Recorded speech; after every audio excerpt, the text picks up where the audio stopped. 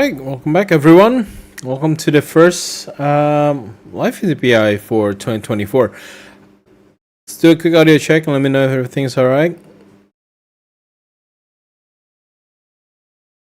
Good morning, good afternoon, good evening, depending on where you are. Going to be very exciting tonight.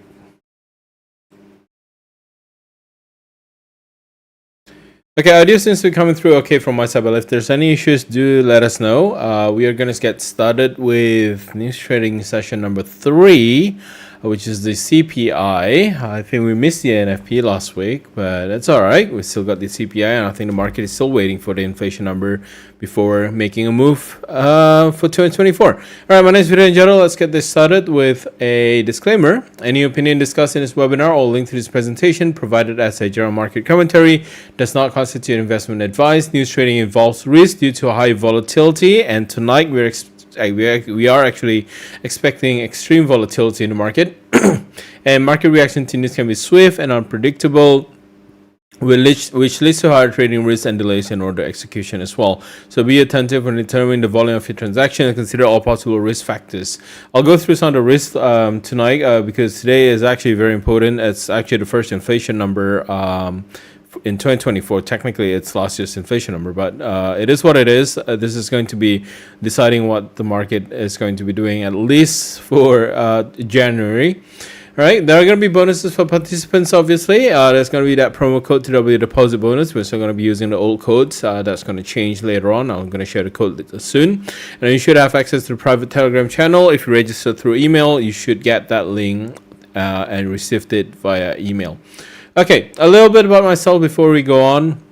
My name is Vidya Jaro.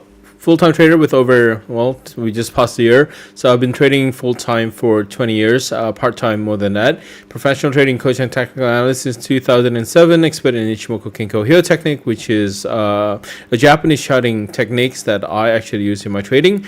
Also director of Zenefix, an independent market consulting company. I've been the guest speaker at Trading Investing Expo all across Australia, investor in Singapore, ATA, as well as the APTA conferences. For those that didn't know, ATA is Australian Technical Analysts Association, and the APTA is Australian Professional Technical Analysts. All right, cool. This is the promo code that you can use. It's non-farm 2023. We are going to be updating this code. It is still valid, at least where we are right now. It's still going to be valid, and the code again is non-farm 2023. So if you're depositing into your Octa trading accounts, make sure you are using the code non-farm 2023.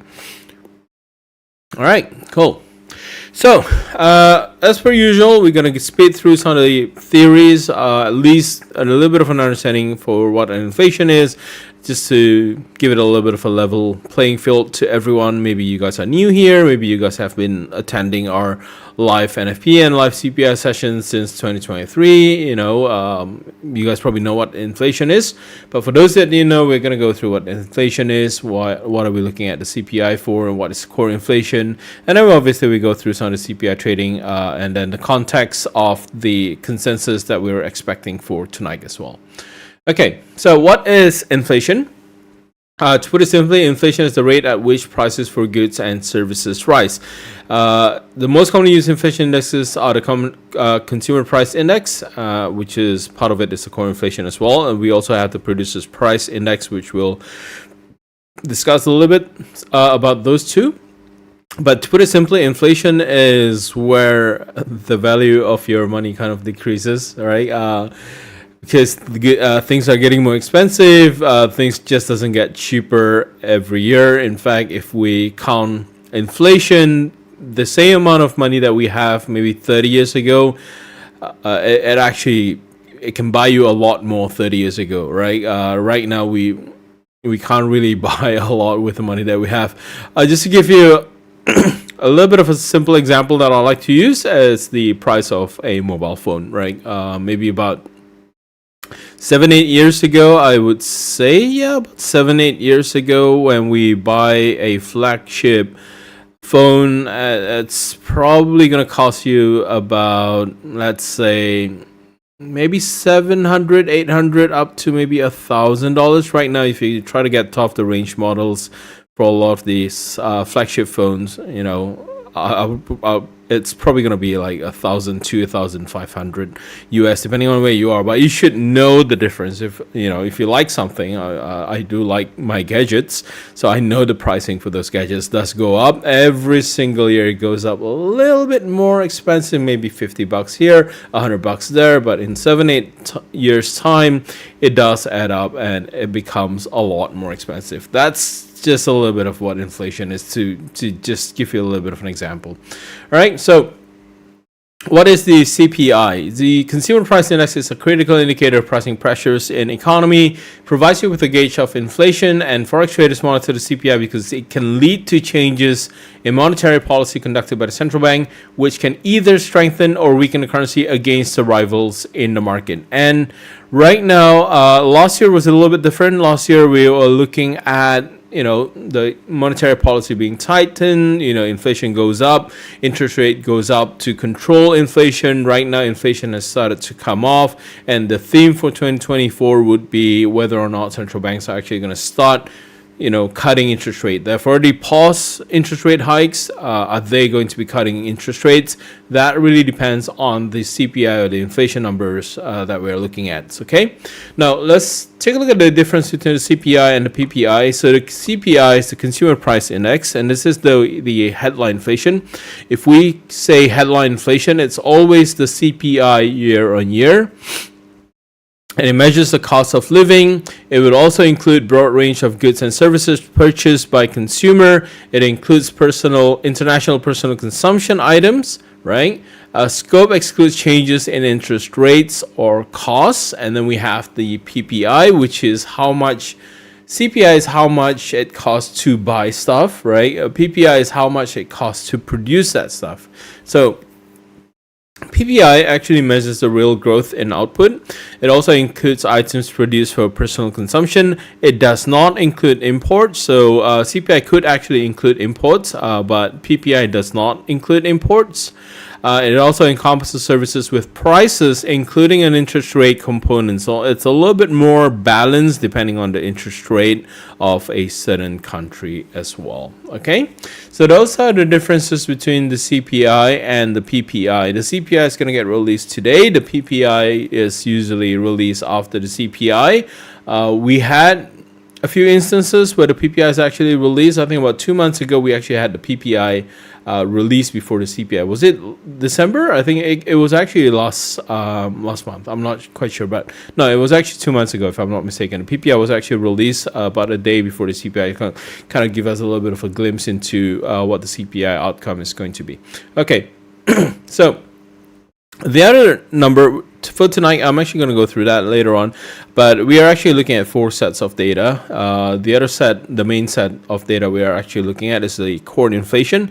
Core inflation is actually core CPI, right? It basically refers to the changes in prices of goods and services, excluding those from the food and energy sectors. When we talk about the food here, canned foods are going to be included in the core CPI, but fresh produce are actually going to be taken out of the core CPI. Energy costs like petrol and gas, I believe they are actually taken out of the core CPI because these two components is a little bit more volatile and there's seasonality attached to them. So that could actually influence the inflation number, but the core inflation number kind of strips away all the volatile data, and basically the core inflation is what the underlying inflation of a country is going to be, right? So the core inflation is something that we look forward to. A lot of traders focus on headline inflation, but core inflation, if central banks are going to change their monetary policy, they want to make sure that the core inflation is also going down or going up, together with the headline inflation. Okay, so this one here is a little bit different. The core inflation is going to be based off the main inflation data. So like the core CPI is still going to be based off the CPI numbers. It's just that you take out the fresh produce and energies. Okay, so that's pretty much it in terms of the core CPI. The difference is just it's headline inflation minus the more volatile components, because you really want to strip away everything that's kind of that could actually be influenced by other things like energy prices. For example, oil prices could be impacted by, let's say, a war situation.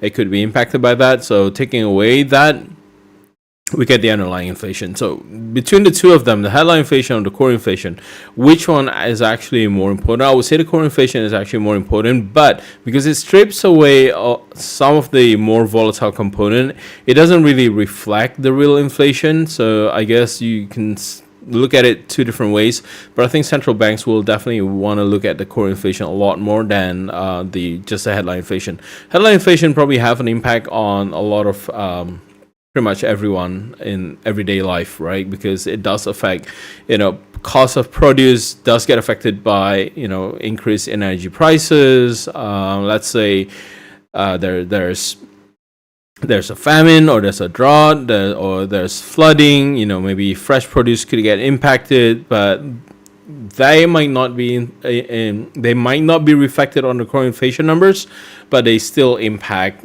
into the consumer price itself. Okay.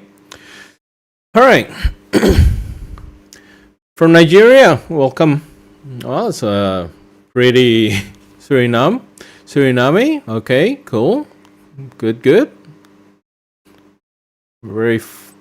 Pretty global, aren't we? All right. After 5 p.m. to 11 p.m., what is after 5 p.m. 11? What's my view on gold? As per usual, with this kind of live trades, I actually go in with kind of a very neutral view, but we'll take our time to set our position. All right, so let's take a look at Sunday economic calendars for tonight. Let's talk about the numbers for tonight. These are the 4 sets of data we're looking out for.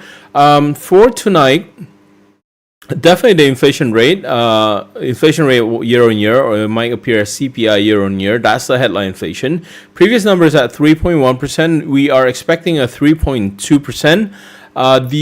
That's for the consensus. The forecast has actually gone down a little bit. The forecast before today was actually at 3.3%. Okay, it has gone down a little bit. The forecast right now is up to about 3.1%. So what we expect for tonight is that it's either that we don't actually see a change in inflation, or we might actually see a slight increase in headline inflation from 3.1% to 3.2%. Now, if that's the case, if we see a higher inflation number, we need to understand one thing on what's really going on. So let me give you the context right now. With the view on the FOMC, since November last year, market has been aggressively pricing in for interest rate cuts in 2024. So market was kind of expecting the FOMC to be done with interest rate hikes. Yeah, I think FOMC is done with interest rate hikes. I don't think they're going to be hiking any more the interest rate higher. But market last year, for the past 2 months, has been aggressively pricing in for a rate cut in 2024. So market is expecting that inflation is actually going to cool off. And if inflation cools off, the FOMC will likely have to speed up with the rate cut. So they have to quickly cut the interest rates before the economy goes into a recession, right? Because the point of hiking interest rates is actually to slow down the economic growth, okay? Hiking interest rates, slowing down the economic growth, it's designed to slow down inflation, or actually might take inflation down a little bit. So that's the whole point of a hiking interest rate. Right now, with inflation going down, the FOMC will need to cut interest rates because inflation goes down, and if they don't cut the interest rate, the economic gears is not going to start moving. That's going to throw things into chaos. That's going to cause a recession in the country. So the expectation for tonight is that the consensus is still for the inflation to go up a little bit from 3.1% to 3.2%. I'll show you the historical numbers here, but it's not that much of a huge gain. But if the number comes in above 3.2%, market might have been pricing it wrong, right? Because in the past 2 months, market has been pricing in for a rate cut. If the inflation starts to pick up again, let's say it's at 3.3% or 3.4%, then market expectation needs to be tempered down a little bit, and basically the market would need to think, okay, the FOMC is probably going to keep interest rates higher for a little bit longer. Maybe they're going to be doing less interest rate cuts, and in effect, that would actually strengthen the US dollar. Okay, if we get a higher number than a consensus, let's say we get 3.3% or 3.4%, that's going to boost the US dollar significantly. Okay. The other set of number that we are looking at is the core inflation number, and the core inflation is expected to fall down from 4% to 3.8%. So by right, even if we are expecting the numbers by consensus or as per consensus tonight, we are looking at a little bit of a mixed data that the market is expecting. They're expecting headline inflation to go up a little bit, but they're expecting the core inflation to cool off. Okay, so if we have these news according to consensus, so if we have a higher headline inflation, we have the core inflation that goes down a little bit, it's going to cause a little bit of a mixed data situation. Market could actually whipsaw a lot. And this is the reason why tonight's inflation number is actually very important, because right now, what is the market going to focus on? Are they going to focus on the core inflation number, or are they going to focus on the headline inflation number? I'll give you a little bit of a hint, because this would actually still constitute December number, right? This would actually still be last year's number. Market is actually going to be focusing a lot more on the headline inflation, or the inflation rate year on year, or the CPI year on year. Okay. So initial market reaction would be based on the headline inflation. This is the number that we are actually going to focus on. The core inflation, think of it more of a bonus, okay? If the headline inflation goes up to, let's say, 3.2% or 3.3%, and the core inflation does not go down, it remains at 4%, that's going to be really strong for the US dollar, because market has been pricing in too many rate cuts in 2024. If the headline inflation drops below 3% today, even though the core inflation remains at 4%, it will cause the US dollar to drop significantly, because the market will look at that and say, you know what, headline inflation is actually coming back down. If it drops below 3%, that's going to send the US dollar down. That's going to push the riskier assets up. That's going to drive the Euro USD up, the Pound USD up, gold up, and the equity market basically to the moon, right? Okay, so those are the expectations for tonight. Regardless of what it is, I don't actually have a bias at all. I'll just come in as it is, because I don't want to have too much of an expectation. You have to remember that this is only the second week of trading in 2024. So everyone just came back from the holidays this week. Last week, it was still messy. The volume was still down. To this week, we have a lot more volume.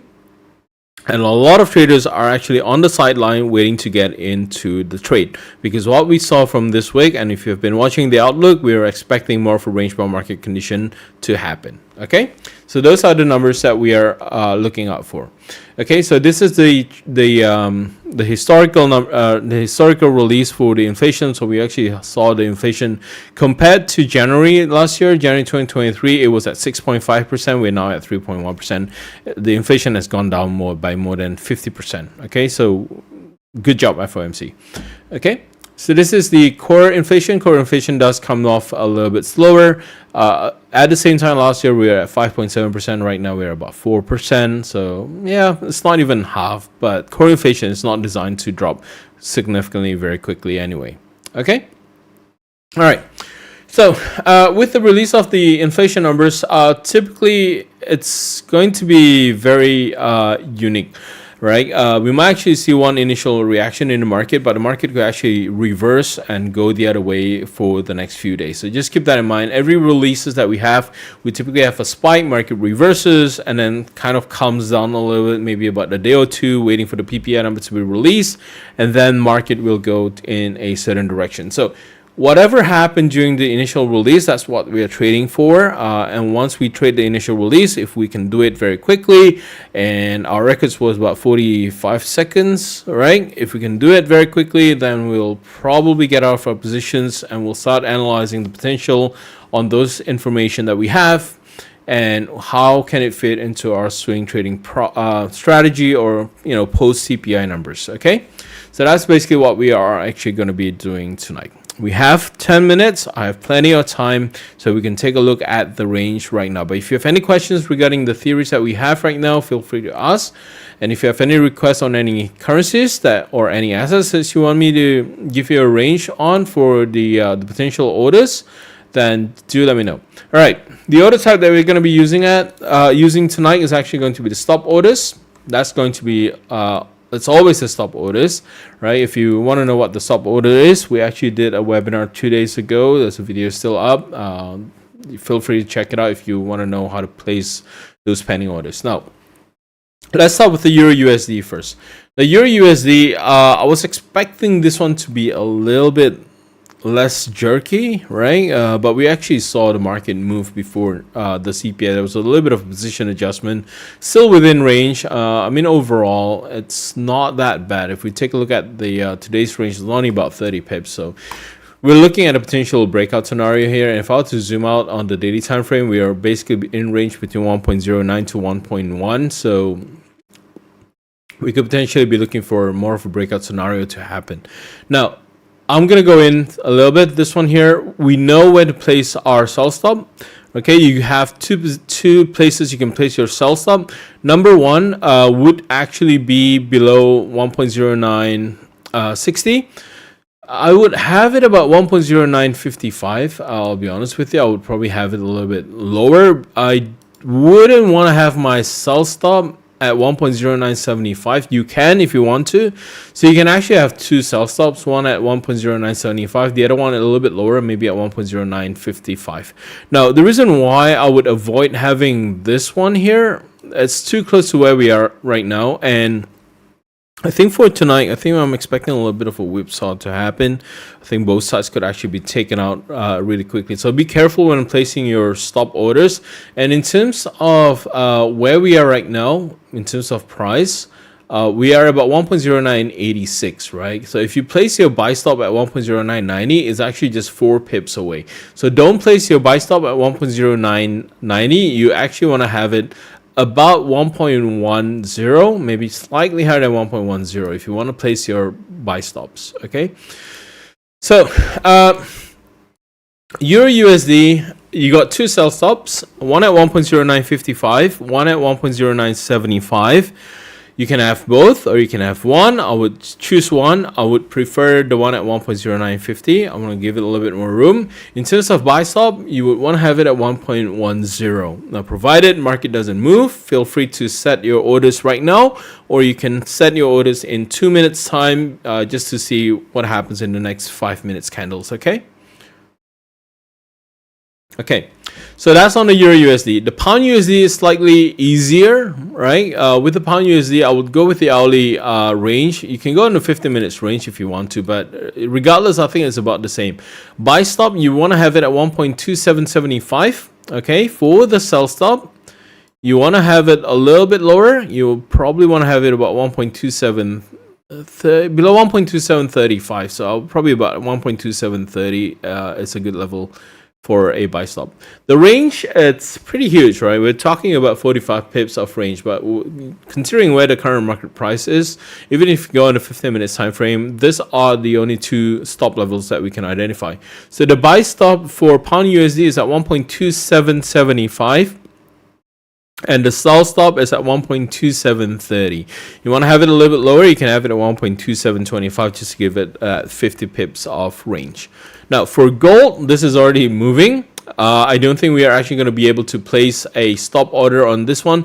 But if you do, if you still want to go for this one here, I would probably want to have it a little bit higher, right? With the buy stop, you probably want to have it about 2045. Unfortunately, because the market is currently moving, that's the buy stop that we have. In terms of sell stop, you got two sell stop. You can have it at below 2030, or you can have it below 2020. It's up to you, right? You got your sell stop at 2030 or 2020, but the buy stop, we can't just jump in right now. I would have my buy stop a little bit higher, about 2045. Unfortunately, that's going to be the case. So I don't like pairs moving before the news release, but it is what it is. So the risk there is that if inflation is up higher than consensus, we could see gold crashing down. If the inflation comes in a little bit softer, we expect gold to actually rally up and potentially return to 2070 for gold. All right. Next up is the dollar Japanese yen. The dollar Japanese yen, this one here for the buy stop is actually pretty clear. I don't even need to draw it. You probably want to have it at about 146 for the buy stop on the dollar Japanese yen. In terms of sell stop, you want to have it below 145. No questions asked on the dollar Japanese yen. This one here is a little bit more volatile, and 100 pip range on the dollar Japanese yen is actually pretty small. Yeah, we got the Euro USD. We've got 3 orders placed in. 1.10 for a buy stop, 1.0975 for a sell stop, 1.0955 for another sell stop. It's up to you. I would go with the 1.0955, but if you want something that's quick, go for the 1.0975. But just a little bit of a fair warning, the 1.0975, if there's a whipsaw, you're gonna get triggered on both sides, 1.0975 and a 1.10. Just be mindful on the stop placement. Likewise with gold, if you have it at 2030, you might get triggered, and then the market would just kind of crush you. So just to filter things out, I'm not gonna have my sell stop at 2030. All right, you can have it at 2030 if you want to, because 2030 is technically here. So feel free if you want to have your sell stop at 2030. I'm just looking at the potential risks that if you do have your stop orders too close, market could actually take both the buy and sell, which is probably the worst case scenario. So be very careful about that. All right, Aussie USD. Let's do it quick. See if we have enough time for Aussie USD. All right, let's go very quickly. Aussie USD, I'll go with the hourly range, right? You can probably have your buy stop about 67.30. Yeah, about 60. No, you don't need 67.30. 67.25. It's good enough for a buy stop to me. All right. If you want to go for the lower end, depends on what time frame you're trading. If you trade on a 15-minute time frame, you probably want to have it just below 67. All right, I'll probably have it a little bit lower, maybe about 69, 66, 66.90, about 66.90. I'm gonna give it a little bit more range on that one. New Zealand USD has hidden divergence on daily, makes it difficult. Index Aussie USD and New Zealand USD has hidden divergence on the daily. Yeah, I haven't checked. I do know the Euro USD doesn't have a hidden divergence. It's more, I don't think there's a hidden divergence on Aussie USD yet. I wouldn't classify this as a confirmed divergence as of yet. All right, the index is probably the other thing that you guys probably want to trade. You definitely need to be looking on the US30 and Nasdaq for a potential breakout as well. But yeah. All right, news is going to get released in 2 minutes time. Buy stop 1.10 is about to get hit. I'm not sure if that's actually going to hit, but you can trade Nasdaq and the US30 if you want to, but I would wait for the US market to actually open before you actually place a trade on those two, right? But if you want to do one, you can do a buy stop for the US30, maybe a little bit higher at 37,850 ish. For the sell stop, you probably want to have it about below 37,700. Just give it a little bit more room. All right. So I think this is going to get released anytime soon. Just looking at it right now. Final minutes. Here we go. We need to be quick. Remember, one side gets triggered, we need to close out the other side. So if your sell stop gets triggered, you need to close out the buy stop. Okay. So let's see what happens. In a minute now. I'm probably expecting the worst case scenario where we actually get whipsawed, so just be prepared. All right, inflation number is at 3.1%. All right, sell stop got triggered. So I'm gonna close out the buy stop. Yeah. Pound USD got triggered. Gold got triggered. So I'm gonna close the buy stop for gold. Dollar Japanese yen still alright. Aussie USD got triggered. Okay, so let me read out the number. Core inflation is at 3.9%. We actually saw a little bit of a drop. It's still higher than consensus. 4% to 3.9%. Inflation rate is a lot higher. It's at 3.4%. It's a lot higher. So I think this would put the FOMC in a stance where they'll probably keep interest rate higher for longer. So this should technically be good for the US dollar. Again, the headline inflation is probably the stronger one. It's coming in at 3.4%. So I'll wait. The current positioning is all right with me. But yeah, probably want to get out from the Dow Yen. I'm not seeing a lot of movement on the Dow Yen as of yet. Okay, it's chart is not loading up on me, but I think we can still look at pricing. Pricing still looks good, so we'll see. I'll have to use other chart for now.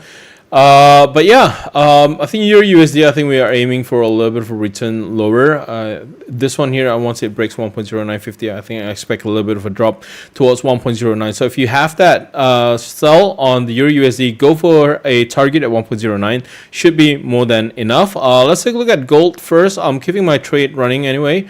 But yeah, for gold, I think we're gonna push down a little bit lower. We are probably gonna be testing 2020 soon, and once we break 2020, obviously we still have 2000. All right. Yeah, you can start moving your stop losses to break even if you want to, but this is all running. This is all good. Dollar Japanese yen got triggered for a buy, so I'm going to close out my sell stop. And US 30, why is that a buy stop, not a sell stop that I have there? Should have a sell stop on the US 30, but it's not triggered. All right. So yeah, initial run. If you want to get out right now, you can get out. Feel free to get out because market could potentially reverse on itself. But if you want to get out right now, feel free to get out because we might actually see a little bit of a pause, a little bit of a profit taking. You can see how it is right now. It's very volatile as we are speaking right now. You can see the spread there. It's actually pretty. The spread is actually pretty wild. Yeah, it's starting to be okay right now.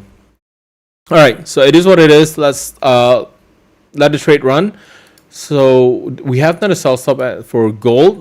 That's at 2020. So we have a few options. If price gets to 2020, you can get out there if you want to.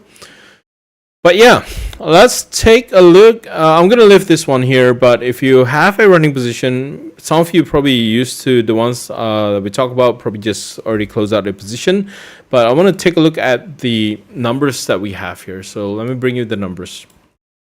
Okay, so the 3.4% is actually very surprising.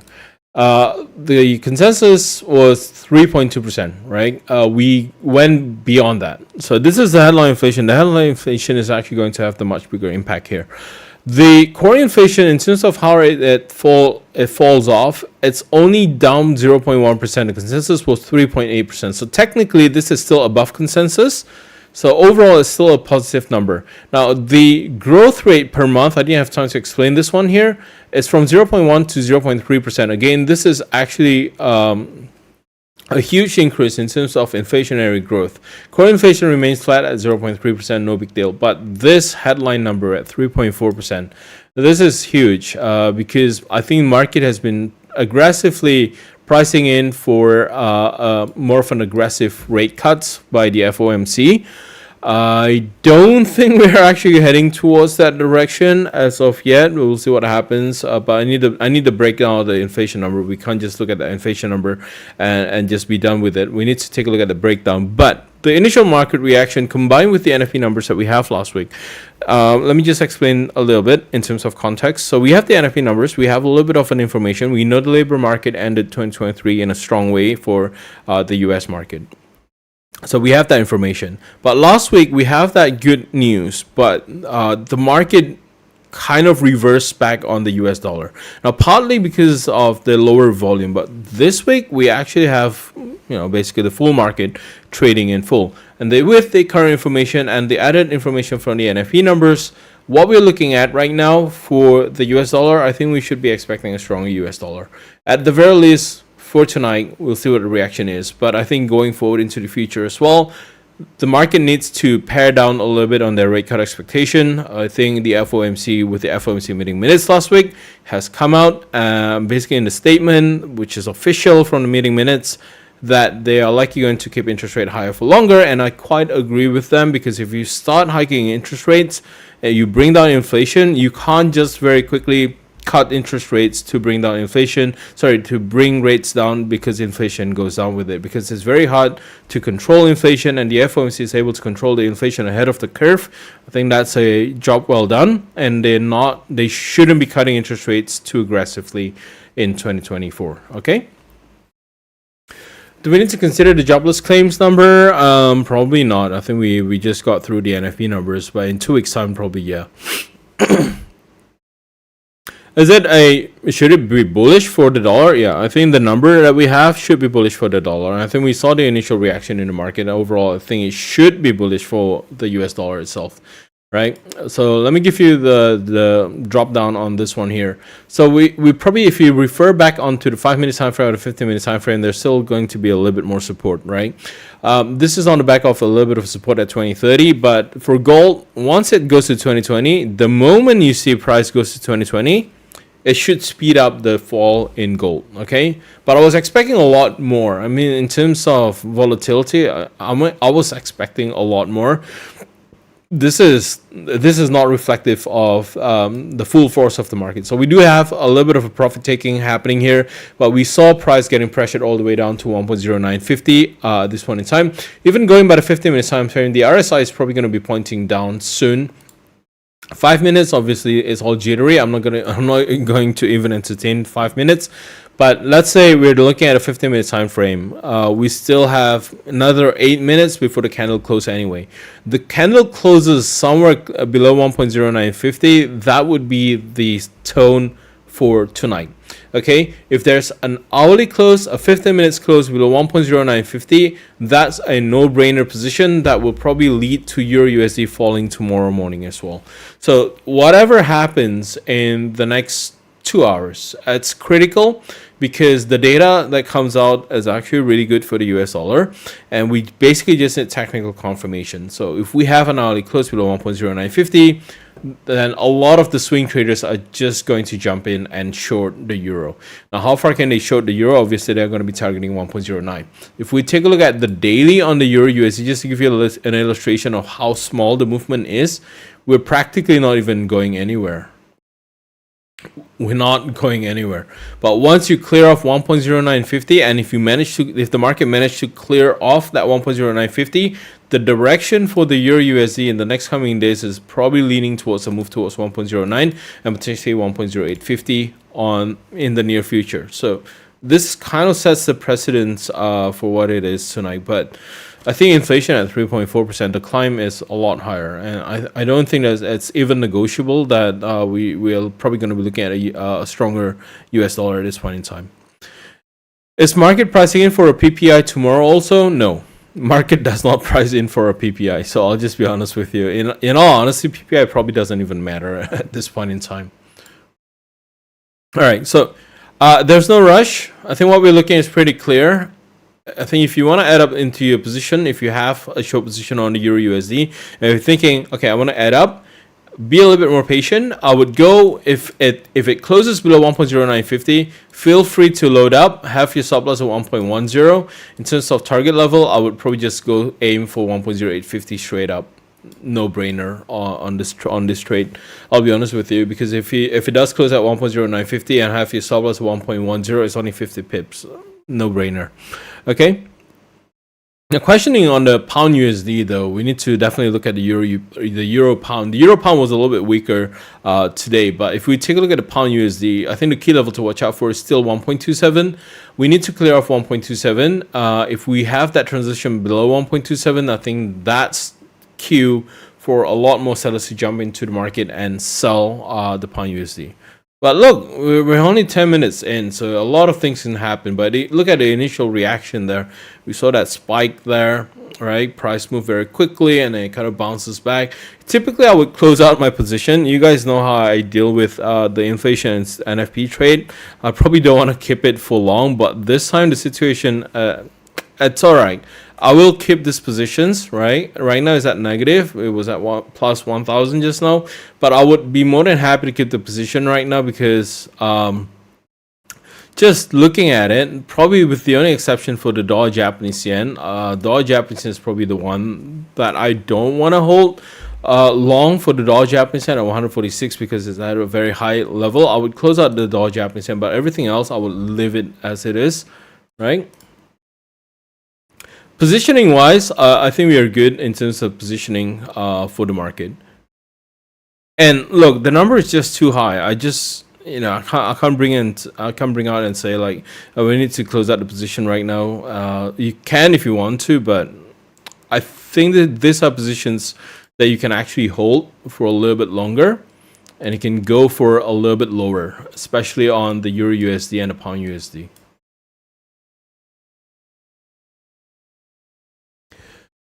Nasdaq 100 sell 16,870, stop at 17,000. How do I use session time index pair? What do you mean by session time index? Do you want to use it now for the current data? Would there be a lower low for EU and GU? Yeah, I would assume there's actually going to be a lower low for no, lower low as it breaks below 1.0925. Logically, yes. If we have a close below 1.0950, I think we would be looking for a little bit of a move towards 1.09. All right, Nasdaq. Yep. Okay. You gotta sell at 16,870, stop at 17,000. 16,870, stop at 17,000. The stop at 17,000, it's okay. That's more than enough. You actually don't need to go all the way up there. You can actually lower it to 16,950 if you want to. The reason being is, you gotta be a little bit more careful with Nasdaq. I trade the equity market, right? Right now, the market is having a much. It's a crazy euphoria on tech sectors. CES is happening right now. A lot of new announcements are going in places right now. So I think there's a lot to talk about the tech sectors. But Nasdaq 100, be very careful if you place your stop loss at 17,000. I don't think you need to place it that far away. 16,920 is actually more than enough. 16,920, 16,950 is more than enough. You don't even need to place it at 70,000. The reason being is if market goes up above 16,900, it will likely just hit 17,000. So let me give you a little bit of an insight into the Nasdaq on the daily time frame. So this is Nasdaq on the daily time frame. What's going on with the equity market? If you've been following the news, or if you've been looking at the global market, the Nikkei 225 is currently at a 1990 price level, which is a 30-year level. Now, 1990 is basically kind of where we start the lost decade for Japan. So if in terms of the global equity market, I think there's a lot of demands going on, especially in Japan because of the improving the bond market there. But Nasdaq is probably going to get affected as well. I think the sentiment here remains that we need to test 17,000. So if you have a short and place your stop loss 17,000, I think that's a high enough level to. I wouldn't be worried about 17,000. I'll be honest with you. Okay, there are a couple of pros and cons in terms of how we look at Nasdaq. Technically, it's showing up a bearish divergence, okay? But realistically speaking, I think there's a lot of market euphoria right now in the equity market. There's a lot of risk appetite in the equity market, okay? So if you're shorting Nasdaq, your stop loss shouldn't be too far, shouldn't be higher than 16,920, okay? In terms of Pound USD, where can we have our stop loss for Pound USD? Is it too early for that? No. Feel free, always place your stop loss, right? If you want to have your stop loss on this one here, you definitely want to have it. Just go with the high on the hourly time frame. So you probably want to have your stop loss about 1.2775, just on the upper end of the range there. Would EU break 1.09 and pound break 1.265, 1.2620? I'm not sure if euro would actually break 1.09. I'm not sure. The reason being is we saw that spike happen during the NFP last week. This was the spike. It went all the way to 1.0875 and it bounces back up. So the support area itself at 1.09 is actually very strong. But what I'm looking at right now, it will test 1.09. There are going to be profit taking at 1.09, really depends on how strongly we close below 1.0950, if at all. If we don't close below 1.0950 and you have a running profit on your position, I would just say get out, right? In the next 2 hours, it needs to close below 1.0950. If it doesn't close below 1.0950 in the next 2 hours when the American market starts off proper, it's going to be a little bit tough. Then obviously the inflation number has caused little impact onto the current range. So just be very mindful on that. If you want to have a short position, it all has to be triggered within the next hour or so. We're basically waiting for the next candle. So the candle after that has to give you that confirmation. Otherwise, it's going to be problematic. Okay. Yeah, I just did the analysis on Nasdaq 100, right? Hourly wise, on the Nasdaq 100, I'm probably just gonna wait for a little bit. I think we're about 50% in terms of retracement right now. Oh, we actually did touch base 61.8%. So we do have a stronger support building up, but in all honesty, I wouldn't have my stop loss at 17,000. I think it's a little bit way too much, right? In terms of if you want to short Nasdaq, I would short it to a limited range. I wouldn't go too crazy on that because we're still going to be looking at support from this week's low. That's basically where you should be eyeing for a little bit of a support. That's also where the Ichimoku cloud is located. So if you have a short on Nasdaq right now, I would be very mindful. All right, you're probably going to be looking at a move like that, and that is probably going to go for that 17,000. That could still happen. Okay. All right, so yeah, I want to get rid of my dollar yen position. I think this position for the dollar Japanese yen, I don't think it's ideal because we're dealing with 146 here. 146 is going to be a level that's actually really hard to break. But let me just double check. Really super cautious on dollar Japanese yen around 146. The reason being, this is actually going to be a very key level. Breaking 146 requires a daily close, but you know, if it does break 146 today, then we actually could potentially look for a little bit more of a higher push, potentially towards 148 on the daily time frame. Now, the dollar Japanese yen is a little bit unique because if we take a look at where the Ichimoku cloud is for today and tomorrow, it's actually very thin. It's actually pretty much non-existent. We're not looking at this because what I'm trying to say is if price managed to move above 147 overnight, it would actually transition very quickly above the Ichimoku cloud, and instead of having this as a tough resistance for the next few months, is actually going to have a stronger support from the thicker Ichimoku cloud. So if I were to zoom out, you guys can see what's going on here. So the dollar Japanese is actually in a very unique position. That's the reason why I was kind of telling everyone not to hold on to any yen pairs this week from the outlook, because I think we need that timing. We need to see whether or not the dollar Japanese can actually transition across that thin Ichimoku cloud. But once it transition, and if it does transition this week, then going forward from next week, we are likely going to be looking at a potentially stronger US dollar against the Japanese yen. All right, cool. May adjustments, great. Yeah, don't place it at 17,000. It depends on what you want, right? What I'm worried about the 17,000 on Nasdaq is that this lesson being is the reason why I talk about the Nikkei 225. If you guys want to see what Nikkei 225 is, I can show it to you. The reason being why I brought up Nikkei 225 here. This is the level. It's basically at 1990 level, beginning of 1990 level. That's where we are, right? It's so close to a key level. I think traders would actually just go in and nudge it up and just knock out 17,000. You know, that's what I'm looking at right now. It's not that, all this, it's not going to be good for the index. Look, I think the market's having a little bit of a euphoria right now, and Nasdaq, they're probably just going to take it up, lift it up a little bit. Plus, in terms of the technology sectors, I think the announcement from the CES does help out a little bit. At least AMD's announcing new chips and stuff like that. So that's still going to drive the stock market, the tech sectors. Driving the tech sectors up obviously means that Nasdaq's probably going to get lifted as well. That's why I say, you know, not too keen on trading Nasdaq during release. I would just wait for a little bit to see what the initial market reaction is. Okay.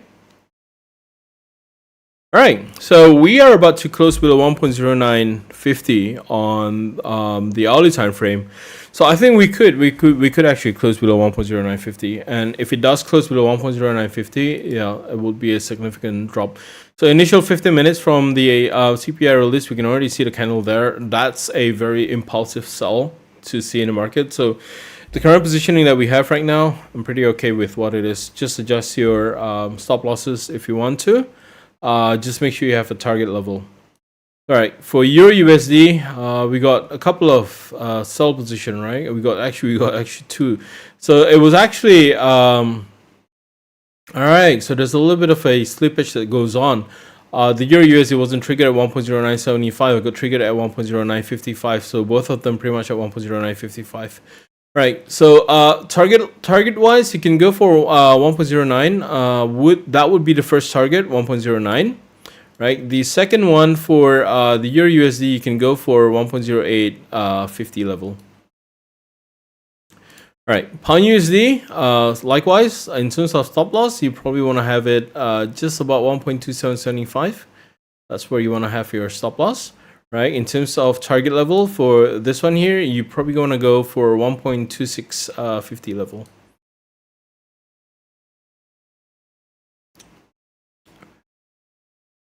All right, for gold,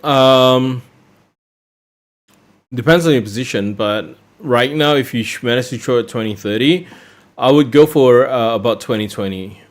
If you want to go a little bit lower on gold, be a little bit more aggressive. You can go for 2010 if you want to. I wouldn't target 2000 at this point in time. You can probably go for 2010 to about 2020 in terms of target level for gold. No, we haven't discussed selling in because selling in is kind of a secondary impact on the market. But yeah, we don't actually have any order types on selling in.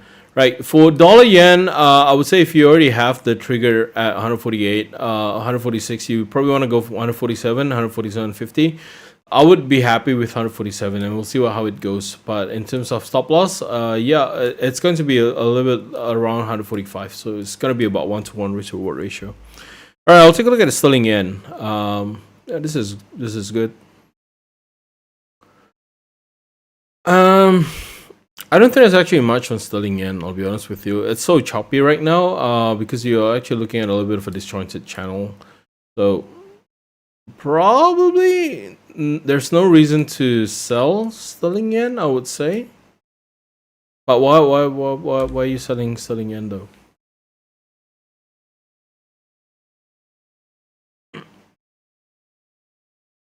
Am I currently on LA for CS? Nah. I do keep updated on the CES news though. I don't think sterling yen is a good idea to sell. The RSI is about to tick back up above 60. I don't think there's any reason to actually short sterling yen. But yeah, we don't have a short on sterling yen. In fact, we already have a buy on the dollar Japanese yen. The sterling yen is probably going to mimic the dollar Japanese yen rather than the pound USD. So be very careful. All right. Cool. So make sure you adjust your positions. We're running great. Everything's good. This is a really chill trade for tonight. Okay, so the code again for tonight, it's non-farm 2023. If you want to use the code, make sure you're using the code to use the code when depositing into your Octa trading account. Okay, it's non-farm 2023. Right, we'll do some Q&A sessions. Trades are pretty much done, right? This is all running by itself. Just to make sure you do your adjustment. But yeah, this is what we have right now. We got a short on Euro USD, short on the Pound USD, buy on the Japanese yen, short on gold, short on Aussie USD. Like index and liquidity pool are respectable. I don't trade the index, right? I'll reference the index. I'll trade the stocks in the index, but it should be CFD wise. Liquidity should be all right. What do you think? Would gold fall below 2,000? Tough call. So let me bring up gold, right? Asking gold to drop below 2,000 is actually a really tough call. The reason being, let me just go in. We're actually dealing with, if you watch the Outlook, which you should, right? It's published every week. We're dealing with a fair value gap that was actually formed between on the 12th of December, 12th to 14th of December. This is a huge fair value gap, right? And if we what constitutes the fair value gap itself? If you take a look at the CE level, the CE level is actually at 2010 exactly. So it kind of falls at 2020, 2010, and then 2000.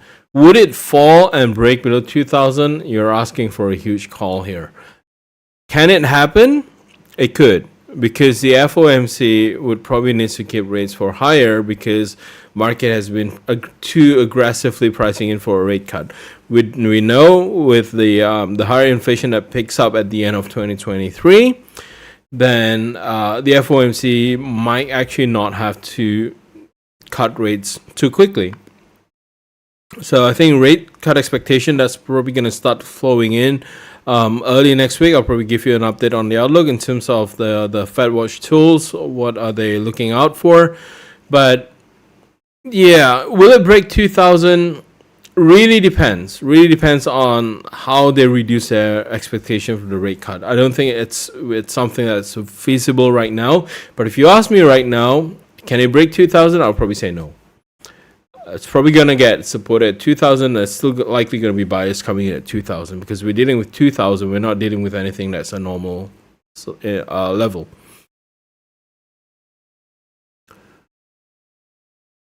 I mean, session on day trade in index. Yeah, by all means, if you want to day trade the index, feel free. But if you want to day trade, I would say day trade the stocks in the index. Do you guys realize, right? If in Octa you can actually trade stock CFDs as well, so you can actually trade the stock inside the index. We got a couple of good ones. You know, Apple is always good. AMD and Nvidia, those are my two picks right now. But yeah. Okay, what's the possibility of sterling Swiss reaching 1.09? I don't know. Actually, let me have a look because I never focus on the sterling Swiss itself. What's the possibility of it reaching 1.09? Pretty high, if you're asking me, and I'm judging by the hourly time frame here. Daily and the hourly time frame, is it going to be able to reach 1.09? Yeah, I think the possibility is there. Should you be looking for a sell? Probably not. Unless you're looking for a little bit of retracement to be done. But if you take a look at the movement here, there's a lot of volume imbalances in the past 2 weeks on sterling Swiss. Can it go 1.09? I think it can even go higher, maybe 1.0925 before it actually finds a little bit of resistance. All right, so yeah, if you don't know, on MT5 with Octa, there's actually stock CFDs. Maybe we'll take a look at that in the future, but yeah, it's there, just so you know. All right, cool. That's a good run. Well, let's wrap it up for this month. Just see a position adjustment. I'm pretty confident with the numbers that we have there. The inflation is very high. 3.4% is actually pretty high, way above the consensus at 3.2. Core CPI was also above consensus. It's slightly lower, 3.9%, but it's above consensus of 3.8%. Added with the NFP numbers, I think this is all still positive for the US dollar. All right, so with that, let's wrap it up for today. Good trades, and make sure you adjust your positioning. And if you're curious, these are the positions that we have right now running. Okay, good luck for your trades. And I'll see you next month. I don't have any more English scheduled for this month. But yeah, I'll see you next month for the NFP numbers, which is going to be on the 2nd of February. Good luck. See you soon.